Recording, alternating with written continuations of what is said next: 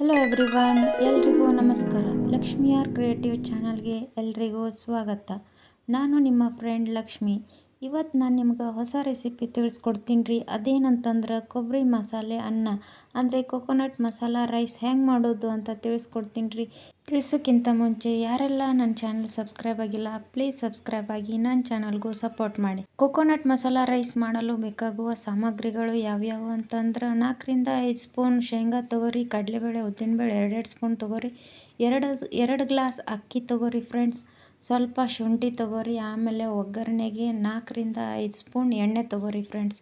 ಇದಾದಮೇಲೆ ಒಂದು 5-6 ಮೆಣಸು ತೊಗೊರಿ, ಆಮೇಲೆ ಚಕ್ಕೆ ಲವಂಗ ಏಲಕ್ಕಿ ಚಕ್ಕರ್ ಮೊಗ್ಗು ಪಲಾವ್ ಎಲೆ ತೊಗೊರಿ, ಆಮೇಲೆ ಹುಣಸೆ ಹಣ್ಣು, ರುಚಿಗೆ ತಕ್ಕಷ್ಟು ಉಪ್ಪು, ಬೆಳ್ಳುಳ್ಳಿ, ಸಾಸಿವೆ, ಜೀರಿಗೆ ಮತ್ತು ಒಂದು 5-6 ಗೋಡಂಬಿಯನ್ನು ತೊಗೊರಿ ಫ್ರೆಂಡ್ಸ್. ಗೋಡಂಬಿ ಜಾಸ್ತಿ ಬೇಕಂತಂದ್ರೆ ಹಾಕೋರಿ, ಯಾಕಂದ್ರೆ ಗೋಡಂಬಿ ಹಾಕಿದ್ರೆ ಕ್ರಿಸ್ಪಿ ಬರ್ತಾವಲ್ರಿ, ಬಾಯಾಗ ಸಿಕ್ಕರೆ ಚೂರು ಚೂರು ಭಾರಿ ಟೇಸ್ಟ್ ಇರ್ತಾವ್ರಿ. ಹಿಂಗಾಗಿ ಸ್ವಲ್ಪ ಜಾಸ್ತಿ ಹಾಕ್ಕೊಂಡ್ರು ರುಚಿ ಆಗ್ತೈತ್ರಿ. ಆಮೇಲೆ ಒಂದು ಬಟ್ಲು ಸಣ್ಣಗೆ ಹೆಚ್ಚಿಟ್ಟಿದ್ದು ಹಸಿ ಕೊಬ್ಬರಿ ತೊಗೊರಿ, ಕರಿಬೇವು, ಕೊತ್ತಂಬರಿ, ಹಸಿಮೆಣ್ಸಿನ್ಕಾಯಿ, ಒಣಮೆಣ್ಸಿನ್ಕಾಯಿ ತೊಗೊರಿ. ಖಾರ ಜಾಸ್ತಿ ಇದ್ರೆ ಮೆಣ್ಸಿನ್ಕಾಯಿ ಕಡಿಮೆ ತೊಗೊರಿ, ಖಾರ ಕಡಿಮೆ ಇದ್ವು ಅಂತಂದ್ರೆ ಮೆಣ್ಸಿನ್ಕಾಯಿ ಒಂದು 3-4 ಮೆಣ್ಸಿನ್ಕಾಯನ್ನು ಹಾಕಿರಿ.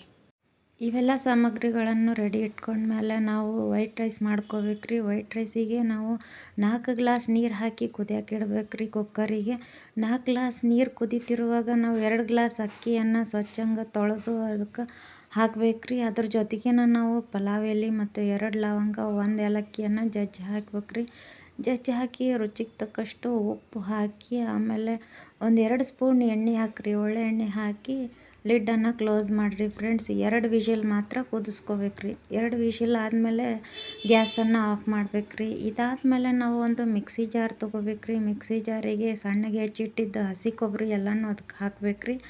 ಆಮೇಲೆ ಮಸಾಲೆ ಸಾಮಗ್ರಿ ಏನೇನು ಇಟ್ಟಿದ್ವಲ್ಲ, ಬೆಳ್ಳುಳ್ಳಿ, ಅಲ್ಲ, ಆಮೇಲೆ ಮೆಣಸು, ಚಕ್ಕೆ ಲವಂಗ ಏಲಕ್ಕಿ ಚಕ್ಕರ್ ಮೊಗ್ಗು ಚಕ್ಕೆ ಎಲ್ಲನೂ ಹಾಕಿ ರುಬ್ಕೋಬೇಕ್ರಿ. ಆಮೇಲೆ ಹಸಿ ಎಲ್ಲನೂ ಅದ್ರಾಗ ಹಾಕಬೇಕ್ರಿ. ಆಮೇಲೆ ರುಚಿಗೆ ತಕ್ಕಷ್ಟು ಉಪ್ಪನ್ನು ಅದ್ರಾಗ ಹಾಕೀನಿ ಫ್ರೆಂಡ್ಸ್ ನಾನು. ಆಮೇಲೆ ರುಬ್ಕೊಳ್ಳುವಾಗನ ಒಂಚೂರು ಉಪ್ಪು ಹಾಕ್ಕೊಂಡೀನಿ. ಆಮೇಲೆ ಅನ್ನಕ್ಕೂ ಉಪ್ಪು ಹಾಕಿರ್ತೀವಲ್ರಿ, ಆಮೇಲೆ ನಿಮಗೆ ಬೇಕಂದ್ರೆ ಹಾಕಿರಿ, ಬೇಡಂದ್ರೆ ಅದು ಅಷ್ಟಕ್ಕನ ಸಫಿಷಿಯೆಂಟ್ ಆಗ್ತೈತ್ರಿ. ಇದಾದಮೇಲೆ ಎಣ್ಣೆ ಕಾಯಕ್ಕಿಡ್ಬೇಕ್ರಿ. ಎಣ್ಣೆ ಕಾದ್ಮೇಲೆ ಸಾಸಿವೆ, ಜೀರಿಗೆ, ಉದ್ದಿನಬೇಳೆ, ಕಡಲೆಬೇಳೆ, ಶೇಂಗಾ ಮತ್ತು ಕರಿಬೇವು, ಆಮೇಲೆ ಹೆಚ್ಚಿಟ್ಟಿದ್ದು ಒಣಮೆಣ್ಸಿನ್ಕಾಯಿ, ಹಸಿಮೆಣ್ಸಿನ್ಕಾಯಿ, ಆಮೇಲೆ ಗೋಡಂಬಿ ಚೂರನ್ನು ಹಾಕಿ ಚೆನ್ನಾಗಿ ಫ್ರೈ ಮಾಡ್ಕೋಬೇಕ್ರಿ ಫ್ರೆಂಡ್ಸ್. ಮೆಣ್ಸಿನ್ಕಾಯಿ ಸ್ವಲ್ಪ ಉದ್ದದ್ದನ್ನು ಕಟ್ ಮಾಡೀನಿ, ಯಾಕಂತಂದ್ರೆ ಹುಡುಗರಿಗೆ ತೆಗ್ದಿಟ್ಟು ತಿನ್ನೋಕೆ ಈಸಿ ಆಗಲಿ ಅಂತಂದ್ರೆ. ಇಲ್ಲ ಸಣ್ಣಗಿದ್ವು ಅಂದ್ರೆ ಕೈಗೆ ಮೆಣ್ಸಿನ್ಕಾಯಿ ಸಿಗಂಗೆ ಇಲ್ಲರಿ, ಹೀಗಾಗಿ ಅವು ಬಾಯಿಗೆ ಖಾರ ಹತ್ತಬಾರ್ದು ಅಂತಂದು ನಾನು ಉದ್ದದ್ದಾಗೇನ ಕಟ್ ಮಾಡಿರ್ತೀನಿ ರೀ. ಇದಾದಮೇಲೆ ಮಸಾಲೆ ಎಲ್ಲ ರುಬ್ಬಿದ್ದನ್ನು ಅದಕ್ಕೆ ಎಣ್ಣೆ ಒಳಗನ ಹಾಕ್ಬೇಕ್ರಿ. ನೀರಿನ ಅಂಶ ಎಲ್ಲ ಹೋಗುವಂಗೆ ಚಂದಾಗ ಲೋ ಫ್ಲೇಮ್ ಇಟ್ಟು ಇದನ್ನು ಕೈಯಾಡಿಸ್ಕೋಬೇಕ್ರಿ ಫ್ರೆಂಡ್ಸ್. ಹೊತ್ತಿಸಕ್ಕೆ ಹೋಗ್ಬೇಡ್ರಿ, ಯಾಕಂದ್ರೆ ಹೊತ್ತಂದ್ರೆ ಅದ್ರದ್ದು ಟೇಸ್ಟಾಗಿ ಹೋಗ್ಬಿಡ್ತೈತ್ರಿ. ಆಮೇಲೆ ಅದನ್ನು ಎಣ್ಣೆಗೆ ಫ್ರೈ ಮಾಡ್ಕೊಳ್ಳುವಾಗ ನಾವು ಹುಣಸೆ ಹಣ್ಣು ಹಾಕ್ಕೋಬೇಕ್ರಿ, ಯಾಕಂದ್ರೆ ಹುಣಸೆ ಹಣ್ಣಿನಾಗಿನೂ ಸ್ವಲ್ಪ ನೀರಿನ ಅಂಶ ಇರ್ತೈತ್ರಿ, ಅದು ಎಲ್ಲ ಹೋಗ್ತೈತ್ರಿ fry ಮಾಡ್ಕೊಳ್ಳುವಾಗನ.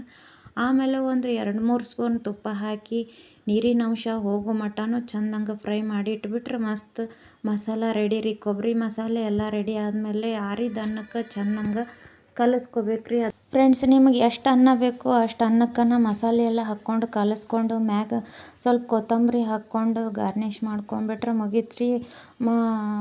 Coconut masala rice ready ಆಯ್ತು ರೀ ಫ್ರೆಂಡ್ಸ್.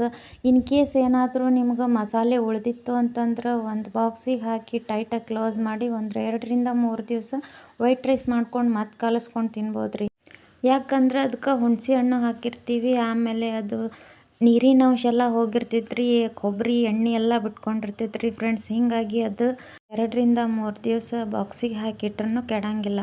ಓಕೆ ಫ್ರೆಂಡ್ಸ್, ನಾನು ತಿಳಿಸ್ಕೊಟ್ಟಿರೋ ಈ ರೆಸಿಪಿ ಅಂದರೆ ಮಸಾಲ ಕೊಕೊನಟ್ ರೈಸ್ ಎಲ್ಲರಿಗೂ ಇಷ್ಟ ಆಗ್ತೈತಿ ಅಂದ್ಕೊಂಡಿನಿ ರೀ ಫ್ರೆಂಡ್ಸ್. ಇಷ್ಟ ಆದರೆ ಪ್ಲೀಸ್ ಲೈಕ್ ಮಾಡಿ, ಶೇರ್ ಮಾಡಿ, ಸಬ್ಸ್ಕ್ರೈಬ್ ಮಾಡಿ, ಬೆಲ್ ಐಕಾನ್ ಒತ್ತಿ ಆಲ್ ಅಂತ ಕ್ಲಿಕ್ ಮಾಡಿ. ನಾನು ಮಾಡಿರೋ ಎಲ್ಲ ವೀಡಿಯೋಸ್ ನೋಟಿಫಿಕೇಷನ್ ನಿಮಗೆ ಬರ್ತೈತ್ರಿ. ಹಿಂಗೆ ನಿಮ್ಮ ಅನಿಸಿಕೆ ಅಭಿಪ್ರಾಯಗಳನ್ನು ಕಮೆಂಟ್ನಲ್ಲಿ ತಿಳಿಸಿ. ನಿಮ್ಮ ಲೈಫ್ನೊಳಗೆ ಒಂದು 4-5 ನಿಮಿಷ ನನಗೂ ಟೈಮ್ ಕೊಟ್ಟು ವಿಡಿಯೋ ನೋಡಿದ್ದಕ್ಕೆ ಎಲ್ರಿಗೂ ಧನ್ಯವಾದಗಳು ಫ್ರೆಂಡ್ಸ್. ಹೀಗೆ ಸಪೋರ್ಟ್ ಮಾಡ್ತೀರಿ ಅಂತ ಮುಂದಿನ ವಿಡಿಯೋದಾಗ ಮತ್ತೆ ಆರೋಗ್ಯಕರವಾದ ರೆಸಿಪಿಯೊಂದಿಗೆ ಮತ್ತೆ ಬರ್ತೀನಿ. ಅಲ್ಲಿವರೆಗೂ ನಿಮ್ಮ ಪ್ರೀತಿ ವಿಶ್ವಾಸ ಹೀಗೆ ಇರಲಿ ಅಂತ ಕೇಳ್ಕೊಳ್ತಾ ಮುಂದಿನ ವಿಡಿಯೋದಾಗ ಸಿಗೋಣ. ಅಲ್ಲಿವರೆಗೂ ಟೇಕ್ ಕೇರ್, ಬಾಯ್ ಬಾಯ್. ಧನ್ಯವಾದಗಳು ಫ್ರೆಂಡ್ಸ್.